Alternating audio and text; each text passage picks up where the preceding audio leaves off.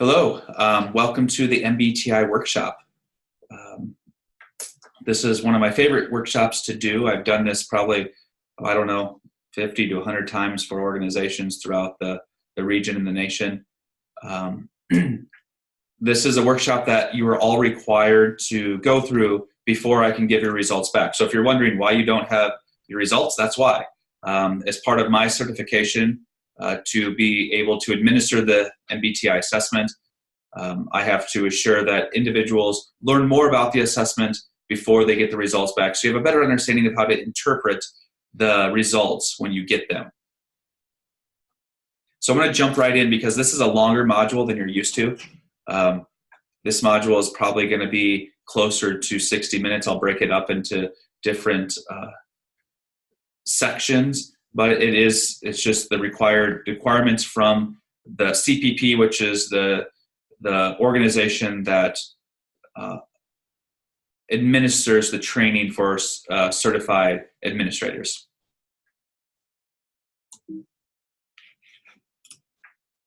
So a few things to remember: the MBTI results belong to you. They are yours. You can share them if you'd like, but it's completely voluntary. Personality types indicates preferences, not abilities. So the assessment is going to give you your type and going to show you your preferences and styles, but it's not going to tell you how good you are at them, because that comes with practice, and we'll talk a little bit more about that.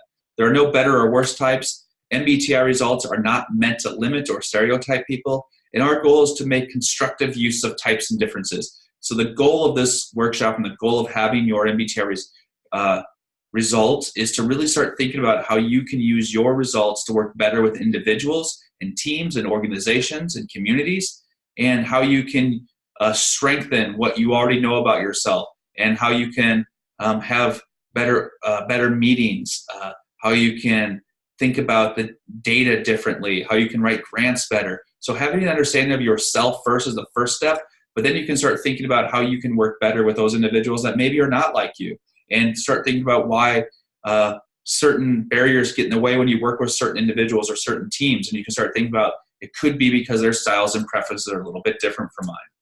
It's the most widely used assessment tool of traits and preferences in the world. You can see where it's been used. It's been used all over the world, and it's used every year thousands of times.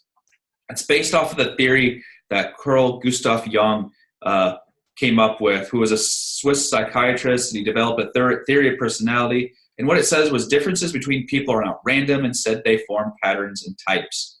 It was published in 1921 and translated to English in 1923. About this time is when Catherine Briggs and Isabel Briggs Myers, mother-daughter, came together and started studying. Over 20 years, they studied and applied Jung's theory to individuals and people that they knew. Anyone that would listen, they tried to apply it to them to see if what he was saying made sense, and if they thought it was true and accurate. Beginning in 1943, they developed the questions that became the MBTI instrument. And you might be thinking to yourself, what was happening in the 40s? And what was happening was World War II. And they thought that if individuals understood each other's preferences and styles, there would be no more need for World War. If people understood where people were coming from, that really war came from that there was just not a great understanding, and that people had different styles and preferences, and if they understood them, we wouldn't have any conflict anymore. Obviously, that didn't work, because we see conflict every single day in the world, but a lofty goal, and something that drove them to create the MBTI assessment in the 40s. So what Jung's personality theory says, it says every person carries out two kinds of mental processes.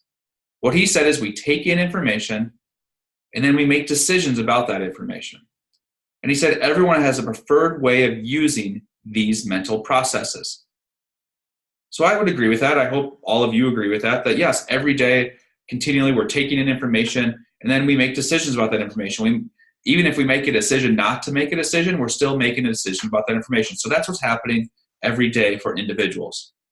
He also said that individuals live in two worlds: the outer world of things, people, and events, and the inner world of our own thoughts, feelings, and reflections.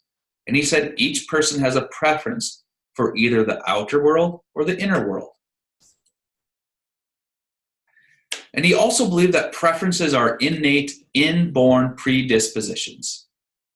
He also recognized that they can be shaped by environmental influences such as family, culture, and education. So what the MBTI instrument is meant to measure is the nature.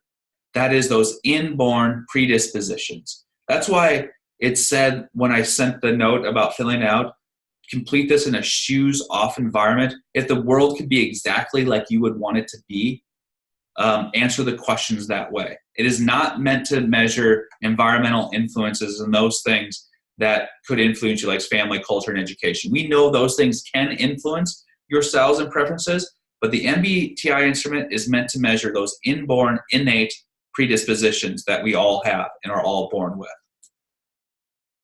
So what is a preference? So what I want you to do is take out a piece of paper and a pen and just sign your name. So if someone was coming up to you and asked you, can you sign here, please? Just sign your name.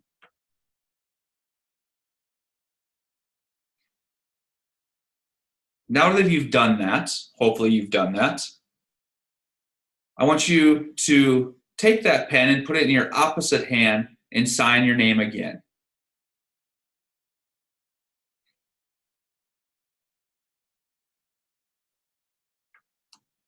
Now, this is a great exercise to start thinking about what a preference is. So when you signed it the first time with your dominant hand, you probably didn't even think about it. You were probably thinking, why is he asking me to sign my name right now? And you just picked up the pen, signed the name, didn't think about it. When I said put it in your opposite hand and sign your name again, you probably, if you were in a group of people, and you might even have done it with yourself, you might have laughed and thought, oh my gosh, this is very awkward. This feels very strange to me. I have to work at it. It's hard for me to do. And again, that goes back to, it just feels really awkward. So that's the same thing with styles and preferences. And then I asked the question of, how do we get our handedness? And we get our handedness, we're born with it. I don't know if many of you, I'm sure, have children, have young children, or have had young children. I do not, but my mom grew up I grew up in an in-home daycare. My mom had a daycare growing up, so I saw a lot of little people a lot throughout my childhood and into adulthood. And you can see when babies start to develop, they start grabbing with one hand or the other, and that's their dominant hand. They're born that way. And however, we also know that environment can play a role. So if you think about, I've done this, as I said, I've done this assessment many times, and I've heard so many times people that they were left-handed, and in schools or at home, their parents or teachers would tie their left hand behind their backs and force them to use their right hand because right-handed was accepted and left-handed was not. We also, if someone breaks their arm, they also have to practice. So that's the same thing with styles and preferences. We're all born with a dominant style. We're all born with that style that is easier for us, that style that is not awkward. We don't even think about it, and in high-stress situations, we use it, just like our dominant hand. And we also know that there's another side that we can use. You all have two signatures, but there's another side that is more difficult. There's another preference that is harder to use. We don't like to do it. It's awkward. It gives us anxiety if we have to use the other side. And that's the same thing with preferences. There's when we talk about preferences, we talk about preference pairs. So there's a preference pair between E and I. We have a preference for one of those, but we can use both of them, and we can do them both well with practice. So when I've done this exercise before, the handedness exercise, there was an individual that had almost the exact same signature with her right and left hand. And I asked her, like, did you break your arm? What did you do? And she said, no, when I was in undergraduate school, I had a class that was in a huge, over hundreds of kids in this big lecture hall. And she said, I sat in the back, and the course was really boring, but I had to be there for attendance every week. And she said, I sat in the back of the room in every class over and over and over. I practiced signing my name with my opposite hand. And she practiced and she got good at it. It still feels a little awkward, she said, but she got good at it. And that's the same thing with styles and preferences. We can get good at both sides. As it says here, as we do with our right and left hands, we all use both sides of each preference pair, but one is more natural preference. Jung believed that our preference do not change. They stay the same over time. What changes how we use our preferences. So what Jung would say is, if we do the MBTI and if we could answer the questions without any of our hats on, so in the world we would like it to be, shoes off environment, that our preferences do not change. These are what we're born with. But how we use them can change because we can practice and become better at each of the preferences. So the MBTI theory, there's 4 pairs of opposites, like our right and left hands. We all use both sides of each pair, but one is our natural preference. The MBTI instrument is designed to indicate those inborn preferences. The MBTI instrument is not designed to measure the skills or effect of environment.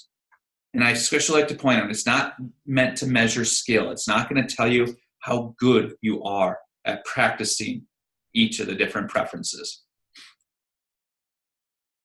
So the preference pairs are broken into 4 preference pairs. And a lot of individuals have heard about the introversion and extroversion. A lot of times we say, so-and-so is such an extrovert, or so-and-so is such an introvert.